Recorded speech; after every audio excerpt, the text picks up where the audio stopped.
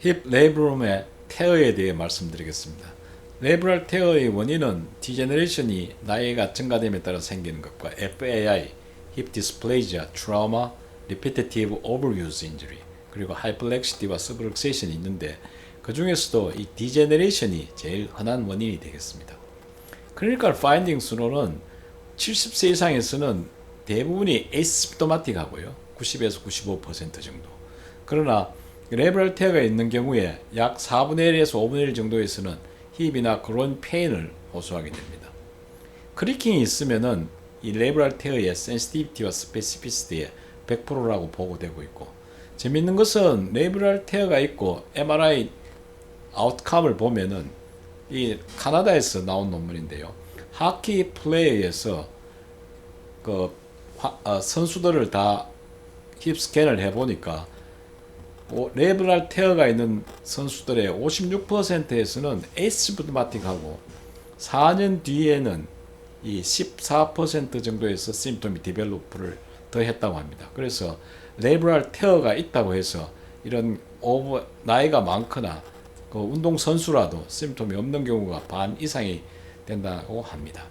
그래서 재밌는 것은 이 1970년도에 보고에 의하면은 스페시멘에서 50세 이상의 환자의 스페시멘에서 50%에서 레이브럴 디태치가 있다는 것이죠.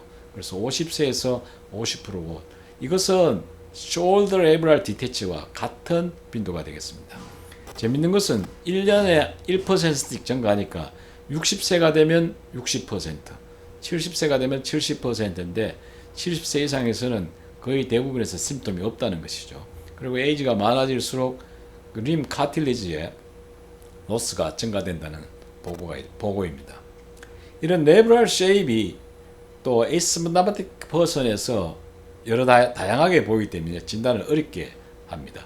트라이앵귤러 쉐입, 우리가 정상이라고 하는 게 80% 미만이고 나머지 20% 이상은 라운드, irregular, absent, 라운드, irregular, absent 소견을 보인다고 보고하고 있고, 이런 쉐입의 그 모양의 어브노멀티 뿐만 아니고 이 시그널 인텐시티도 또 나이가 많아짐에 따라 증가하게 되는 것이죠. 그래서 이것도 증가하더라도 에이시스토마틱하고 이것은 뮤시너스 믹소이드 체인지가 생기는 것이고 레이브럴 오시피케이션도 동반할 수 있다고 합니다. 그래서 이것도 그 보고에 의하면은 타입으로 센트럴 타입, 비잘 타입, 리니어 타입, 디퓨즈 타입으로 구분하는데 이렇게 시그널 체인지가 있더라도 심통이 없는 경우가 많으니 반드시 클리니컬 코릴레이션을 하셔야겠습니다. 레이브럴 태어는 로케이션이 진단에 큰 도움을 주죠. 제일 흔하고 중요한 것이 엔테리어 슈피리어 레이브룸 약 85%에서 볼 수가 있고 또 엔테리어 레이브룸이 되겠습니다. 포스티리어 레이브럴 태어는 엑셀 로딩 인저리가 있을 때 보는 것입니다. 엔테리어 슈피리어와 엔테리어 레이브럴 태어가 많은 이유는 베스큘라리티가 푸어하고 그다음 컴프레시브 엘라스틱 노들과 텐사일 모듈이 이게 떨어지는 즉 그 조직학적인 그 약점이 있기 때문에 흔하다고 합니다. 특히 일본인과 한국인에서 이 앉는 자세, 우리 양반다리를 많이 하기 때문에 서양인보다는 포스티리어와 포스티리어 슈피리어 테어가 더 흔하다고 합니다. 그리고 이 레이브럴 테어는 디태치가 베이스에서 아주 흔하고요. 인트라 서브스텐스 테어도 올 수 있다고 합니다. 이런 레이브럴 테어의 이미징 테크닉은 스탠다드 MRI, 즉 3테슬라가 보편화되고는 진단율이 많이 높죠. 70% 이상, 80% 정도까지 되는 것이고 MRA를 하면 훨씬 높은 진단율을 높일 수가 있습니다. 그러나 좀 더 진단율을 높이기 위해서는 그 페이블 포지션, 즉 플렉션, 에비덕션, 익스트라 로테이션의 프로보커티브 포지션을 하거나 아니면 트랙션 MRI를 해서 그 레이브룸의 갭을 더 확실하게 만들어서 진단하게 되는데 이런 스캔은 아마 그 여러 가지 도구도 필요하고 그 준비도 필요하고 해서 그 루틴으로 클리니컬에서 사용하기는 힘든 것 같습니다. 그리고 레디얼 이미징도 초기에는 많은 호응을 받았는데요. 이렇게 코로나에서 12방향으로 레디얼 스캔을 해서 리컨스트럭션을 하는 거죠. 그래서 3D 리컨스트럭션을 해서 이렇게 레이브룸을 보는데 3테슬라에서 진단율이 그 레디얼 스캔을 하지 않아도 진단율이 높고, 그 다음에 이 레디얼 스캔을 한다고 특별히 더 클리니컬 아웃컴이 많지 않기 때문에 루틴에서는 사용하지 않은 것 같습니다. 저도 많이 노력을 해봤는데 이미징도 좋지 않고 크게 얻는 것이 없어서 저는 사용하고 있지 않습니다. 레브랄테의 MR 파인딩은 인트라서브스턴스 시그널 체인지, 서피스 레귤리티 트runcation, 어피어런스의 체인지죠. 이것은 그 니의 메니스커스와 같은 그 크라이테리아가 되겠습니다. 그러나 세컨더리 사인으로 카틸리지 오브 노말리티나 파라레브랄 시스터 오스타사블라이가 있으면은 그 레브랄 테어에 확신을 얻는데 더 많은 그 아주 큰 정보를 제공하는 것이죠. 테어 타입은 파셜 티크니스와 풀 티크니스로 구분하고 컴플렉스로 구분하는데, 이거 외에도 여러 가지 그 타입을 구분하는데 이것은 뒤에 케이스와 클래시피케이션을 보면서 말씀을 드리겠습니다. 이 환자에서는 레브랄 테어가 그 엔티리어 슈피리어와 엔티리어 쪽에 디태치를 보이고, 특히 이 레브랄 디라미네이션을 같이 보이고 있죠. 그리고 콘드랄 레브랄 정션이 존 2에서 디태치를 보이고 있다고 레디오그래픽스에서 디스크라이브를 하고 있습니다. 이런 그 레브랄 테어가 파라레브랄 시스트가 있거나 아니면 아스타블라이가 있게 되면은 거의 진단에 확신을 가지게 되는 것이죠. 그래서 이 환자도 그 레브랄 테어가 컴플렉스 타입으로 있으면서 그 파라레브랄 시스트를 보이고 있고, 이 환자는 그 디태치드 레브랄 테어가 있는데 레디오그래피를 검사하면은 여기 그 아스타블라이가 있기 때문에 레브랄 테어를 같이 진단할 수가 있겠습니다. 레브랄 테어의 비교적 특징적인 소견을 보는 병들이 있는데요. FAI와 DDH가 그렇습니다. FAI는 그 엔테리어 슈피리어 쪽에 오고 베이잘 레브랄 디태치가 특징이죠. 그리고 FAI나 마일드 디스프레지아가 있으면 엔테리어나 포스티리어 슈피리어 쪽에서도 테어를 볼 수가 있겠습니다. 디스프레지아, DDH가 심하게 있거나 디스프레지아가 있는 경우에는 슈피리어 레이브룸 쪽에 그 가장 흔하고 엔테리어 슈피리어도 올 수가 있고, 그 다음에 그 인저리는 바디 안에서 주로 테어 소견을 볼 수가 있겠습니다. 그래서 다시 정리하면은 그 FAI 때는 테어가 둘 다 DDH와 흔하지만 볼륨의 증가는 디스프라이지아 때는 볼 수 있지만 FAI 때는 볼륨 증가는 보이지 않습니다. 그리고 그 파라레브랄 갱그리언 FAI 때는 드물지만 그 디스프레이지아 때는 더 흔한 것으로 보고하고 있습니다.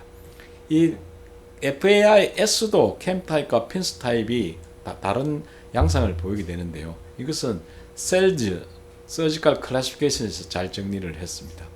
이 타입 1과 타입 2로 가르는데, 타입 1은 여기에 콘드랄 레브랄 어벌전이 있는 것이고, 타입 2는 인트라 서브스턴스 피셔를 보이는 것이죠. 이 타입 1 콘드랄 레브랄 어벌전은 캠 타입에서 보는 소견이고요. 그 다음에 인트라 서브스턴스 피셔는 핀스 타입에서 볼 수 있는 소견으로, 이 타입 2에서는 레브랄 티닝과 프레이닝, 적 디제너레이션을 많이 볼 수 있다고 합니다. 레브랄 테어의 바이오메카닉스는 그 니의 메니스커스를 생각하면은 이런 그 콜라겐 파이브가 서컴프런셜하게 있고요. 그 다음에 트랜스버스 리가멘트를 같이 지나게 되니까 이게 루트 리가멘트 역할을 한다고 보면은 이 인저리는 컴프레션에 의하거나, 이때는 롱기튜드널 버티컬이나 노티큐널 오블리크 테어를 볼 수가 있겠죠. 그 다음 쉬어 인저리가 있는 경우에 이때는 롱기튜드널 호리존탈 혹은 레디얼 테어를 볼 수가 있겠고, 컴바인드가 되는 경우에는 인컴플리트 디태치나 컴플리트 디태치를 같이 볼 수 있으면서 그 어떤 때는 이 컴플렉스 테어를 같이 볼 수가 있겠죠. 그리고 더 진행되면은 아니면은 다른 소견으로 이 갱그리온이 보이는데 엑스트라 캡슐라, 인트라 캡슐라를 볼 수 있는 그런 소견을 보이게 되겠습니다. 그래서 이 그 힙의 레이브룸도 이렇게 보면은 메니스커스와 거의 유사한 양상이고 인저리가 거의 같은 메커니즘이죠. 그래서 코로나에서는 이런 양상의 그 다음에 콜라겐 5의 방향이 이렇게 될 것이고, 세이탈에서는 네이브룸은 이렇게 삼각형으로 보이면서 콜라겐 방향, 그 다음에 엑셀은 콜라겐 방향이 이렇게 될 것으로 생각하고, 이런 그 니의 메니스커스의 인저리 메커니즘을 적용해서 롱기튜디널 테어, 호리존탈 테어, 레디알 테어, 그 다음에 콘드로오시오스 레브랄 테어를 그 코로날 세이탈 엑시알에서 이렇게 보이지 않을까 생각하고, 이것을 어플리케이션해서 판독을 하면 어떻겠냐고 그 고수님께 여쭤보니까, 쓸데없는 짓 하지 말고 인저리 메커니즘이 다를 수 있으니까 다른 클래시피케이션이 많으니 그걸 공부하라고 해서 포기를 했습니다. 어린 왕자가 그 어린 왕자를 만나는 그 비행 조종사가 화가를 포기하는 그런 심정으로 막 이것은 포기를 했습니다. 그 다음에 이제 이런 인저리가 있는 경우에 아스타블라 레이브룸의 그 위치를 디스크라이브 해야 되는데요. 지금 가장 일반적으로 쓰이는 것은 클럭와이즈 디스크라이브죠. 그래서 여기에 있는 그 트랜스버스 리가멘트가 6시 방향이고, 그 위쪽이 12시 방향, 그 직각으로 꺼서 앞쪽이 3시 방향, 8시 방향.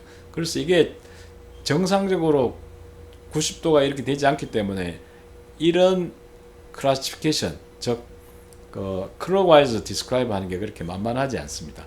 오른쪽이나 왼쪽이나 엔테리어 쪽은 3시, 그 다음에 포스테리어는 9시, 슈피리어는 12시, 6시 이렇게 그 이야기를 하는데, 이런 그 4시 30분에서 7시 사이에는 레이브룸이 없죠. 레이브룸이 없기 때문에 좀 더 이제 보편적으로 사용하는 게 이런 그 지오그래픽 조널 클래시피케이션인데요.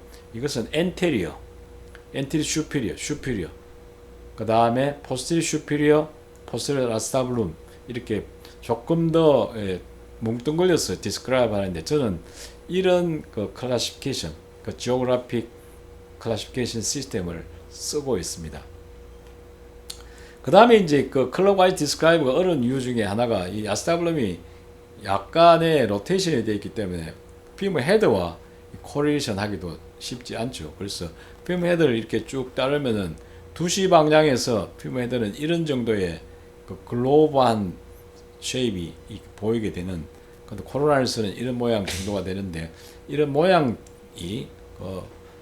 완전히 글로브 다음에 이제 보이는 게 2시 정도 보이고, 그 다음에 이제 그 모양이 바뀌기 때문에 이런 정도의 모양에서도 그 평가하는 것도 일반적으로 쉽게 평가할 때는 도움이 될 것 같습니다.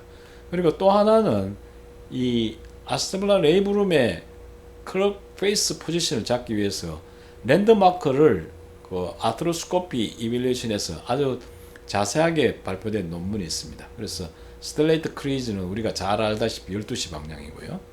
그 다음에 포스트레브랄 수쿠스가 있고, 이게 엔티리어 쪽입니다. 그 다음에 특히 소아스 U-쉐입, 그 U-센터, 이게 3시 30분에 요 뒤에 다시 한번 말씀드리겠습니다. 그 다음에 렉투스 페모리스 인다이렉트 헤드, 그 다음 인다이렉트 헤드, 그 다음 렉투스 페모리스 다이렉트 헤드 센터, 이런 여러 가지들을 기준으로 삼는데, 다시 한 번 더 이런 부분을 랜드마크로 삼아서 그 클럭 그 페이스 포지션을 정하는 것도 도움이 될 것 같습니다. 그래서 제가 생각해 본 것이 이 엔티리어 레이브럴 서커스, 소아스 U라고 하죠. 그래서 아스트로스코피를 하면 여기 나치가 있어 보이는데, 이 소아스 U는 이 3시 30분 방향이고, 이 슈피리어 포인트가 3시 방향이라고 합니다. 그러면 이미징에서는 소아스 U를 만드는 것이 소아스 텐돈이 여기를 지나가게 되는 것이죠. 그래서 소아스 텐돈이 지나가는 레브랄 위치는 3시 정도가 되는 것으로 생각되고, 세이탈에서도 소아스 텐돈이 지나가면 이 부위가 3시쯤 되는 것 같습니다. 그리고 이것은 AIIS도와 또 같은 위치가 된다고 하네요. 그래서 이런 그 레브랄 테어를 시간을 정할 때 보면은 우리가 잘 아는 일리오소아스 임핀지먼트 신드롬 때 이 레브랄 테어는 임핀지에 의해서 3시 방향에 오는 것으로 되어 있죠. 그래서 이 환자도 보면은 그 일리오소아스 임핀지먼트 신드롬 환자인데 3시 방향에 테어가 있는 것을 확인할 수가 있겠습니다. 다음에는 이 레브랄 테어의 케이스를 클래시피케이션을 중심으로 케이스 같이 리뷰해 보도록 하겠습니다.